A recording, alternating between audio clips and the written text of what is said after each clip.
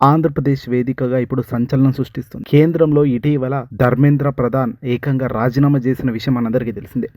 CJP cockroach Janata party చేసిన ఉద్యమం neat paper లీక్పై బాధ్యత వహిస్తూ తక్షణమే రాజీనామా చేయాలి ఆ కేంద్ర మంత్రి అంటూ చేసిన డిమాండ్కు ఏకంగా రాజీనామా చేసే పరిస్థితికి కేంద్రంలో ఉన్న కేంద్ర ప్రభుత్వంలో మంత్రిగా ఉన్న వ్యక్తికి ఆ పరిస్థితి వచ్చింది. మరి ఇదే పరిస్థితి ఆంధ్రప్రదేశ్లో నారా లోకేష్ విద్యాశాఖ మంత్రిగా ఉంటూ దారుణమైన అవకతవకలు చేస్తూ డిఎస్సిలో అవకతవకలు బయటపడడం, వీడియోలు ఆడియో టేపులతో సాక్షాత్తు నీకెంత నాకెంత అన్నట్టుగా అవినీతి జరిపిన అనేక అంశాలు వెలుగులోకి వచ్చిన దృశ్యం మనకు తెలిసిందే. దీనిపై పెద్ద ఎత్తున వైఎస్ఆర్సీపీ పార్టీ ఇప్పుడు ముందుకెళ్లడమే కాదు, దీన్ని ఎలాగైనా అరికట్టాలి. కేంద్ర మంత్రిగా ఉన్న ధర్మేంద్ర ప్రధాన్ మాదిరిగానే నారా లోకేష్ ఆంధ్రప్రదేశ్లో తప్పు జరిపించాడు కాబట్టి తన బాధ్యత వహిస్తూ రాజీనామా చేయాల్సిన అవసరం ఉందంటూ కూడా ఇప్పుడు రాష్ట్ర వ్యాప్తంగా నిరసనలు కూడా గట్టిగా బలంగా చేయిస్తున్నారు.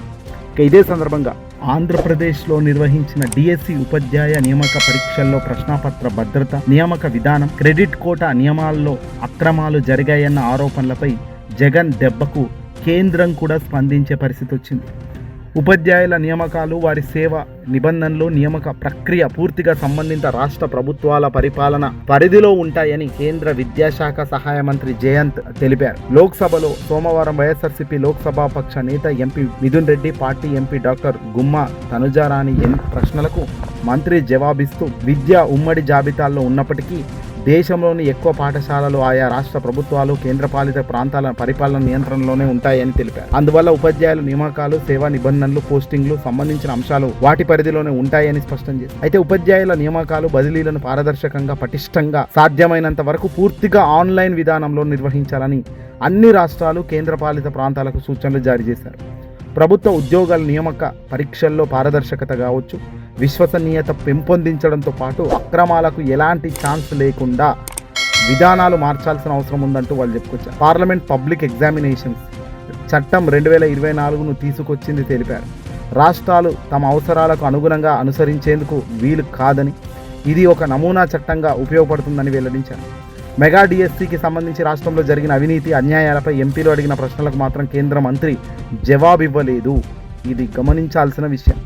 కేంద్రం విధి విధానాలపై ఆన్లైన్ విధానంలో నియామకాలు చేపట్టాల్సిన అవసరం ఉందంటూ రాష్ట్రాలకు సూచన ఇచ్చారు తప్ప వాస్తవానికి ఆంధ్రప్రదేశ్లో మరి జరిగిన తప్పులకు గల చర్యలేమిటి, ఇలా తప్పులు జరిగాయి, దీనిపై ఏమైనా కేంద్రం సీరియస్ యాక్షన్ తీసుకుంటుందా అనే దానిపై మంత్రి అయితే సమాధానం ఇవ్వలేదు. ఎందుకంటే కేంద్రంలో ఉన్న అధికారంలో ఉన్నది కూడా కేంద్రంతో కూటమిలో జతగట్టిన బీజేపీ వాళ్ళే అధికారంలో ఉన్నారు.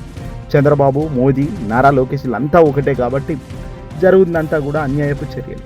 డిఎస్సిలో అన్యాయపు గొంతు ఖచ్చితంగా బలంగా వినబడుతూ ముందుకు తీసుకోబోతున్నారు. రాష్ట్ర వ్యాప్తంగా ఇది పెద్ద సునామీ అయ్యేందుకు ఎంతో దూరం లేదు అనేది కూడా కనబడుతుంది. వైఎస్ఆర్సీపీ పార్టీ అధినేత జగన్మోహన్ రెడ్డి గారు అనేక సందర్భాల్లో ప్రెస్ మీట్లు చెప్పుకొచ్చారు. మీడియా కాన్ఫరెన్స్ లో కూడా తాను ఈ డిఎస్సిలో ఎలాంటి అక్రమాలు జరిగాయి అనేది చెప్పుకొచ్చారు. అలాగే ఇవ్వాల్సిన పోస్టింగ్లు ఇవ్వకుండా ఎవరికి వాళ్ళు ఇచ్చుకున్న విధానం, న్యాయంగా చదువుకొని కష్టపడ్డ వాడికి జాబ్ రాకుండా మనవాడైతే చాలు, జాబ్ ఇస్తే చాలు అన్నట్టుగా ఇచ్చిన విధానానికి పుని స్టాప్ పెట్టాలంటే ఆన్లైన్ విధానమే పర్ఫెక్ట్ విధానం అంటున్నారు. కానీ ఏదేమైనప్పటికీ ఆన్లైన్లో అప్డేట్ అయినప్పటికీ పైన అధికారులు కూడా ఎవరో ఒకరు కన్ఫర్మ్ చేసేదానికి కూడా మనిషి ఉండాలి. మరి ఆ మనిషి కూడా అక్రమాలు చేస్తే ఏదైనా ఇబ్బంది. ఇక్కడ ఒక విధి విధానాలతో పాటు ఒక ప్రక్షాళన తేవాలి. జాబ్లో గవర్నమెంట్ ఉద్యోగం ఎలా వస్తుంది, ఎవరి చేయి లేకుండా, ఎవరి అవినీతి మూట అప్పజెప్పకుండా జాబ్ వచ్చే పరిస్థితి ఉంటే బాగుంటుంది. కానీ ఆ పరిస్థితి ఉంటుందా? తెలుగు రాష్ట్రాల దాకా అది వస్తుందా?